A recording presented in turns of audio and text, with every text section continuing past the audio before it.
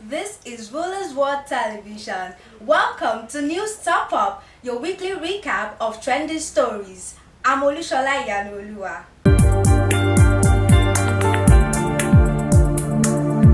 The Socio-Economic Rights and Accountability Project, SERAP, has given President Bola Tinubu 7 days to disclose how the next chairman of the Independent National Electoral Commission, INEC, will be selected, as Professor Mahmood Yakubu's tenure ends in November 2025.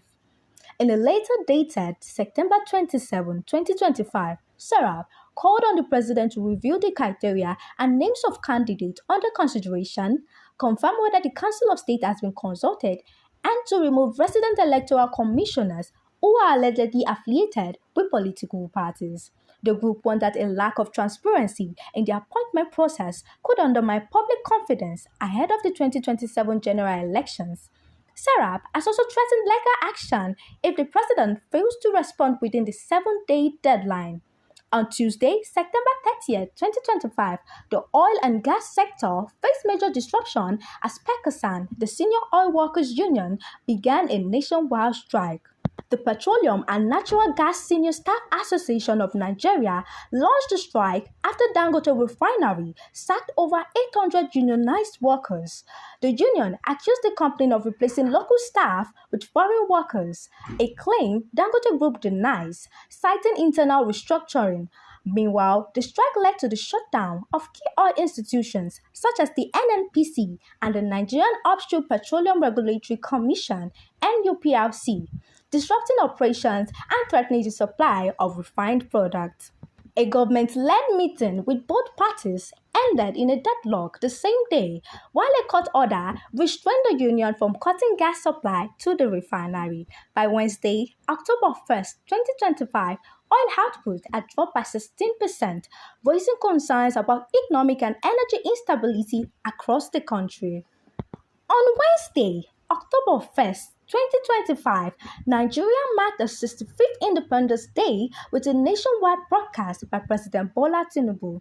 In his address, the president highlighted what he calls major achievements, including a 4.23% GDP growth in the second quarter, the lowest inflation in 3 years at 20.12%, and a record of 20 trillion naira in non-oil revenue. He also mentioned the disbursement of 330 billion naira to vulnerable households through various social investment programs and ongoing infrastructure projects like the Kano-Katsina-Maradi rail line. President Bola Tinubu called on Nigerians to unite and boost productivity with a renewed focus on agriculture and manufacturing for greater national self-reliance.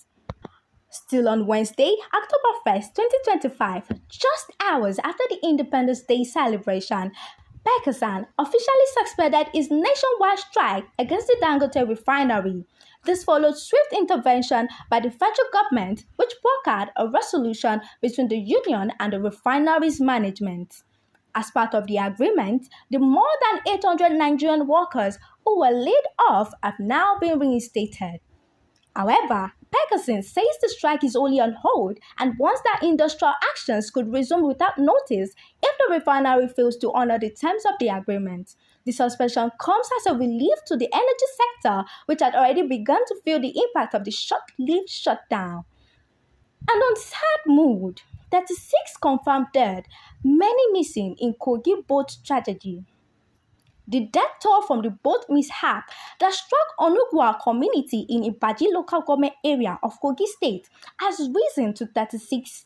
The National Inland Waterways Authority has confirmed the ill-fated boat, which was ferrying traders and residents across the River Niger to Ilushin Market in neighboring Edo State, capsized on Tuesday, September 30th, leaving behind harrowing scenes of grief.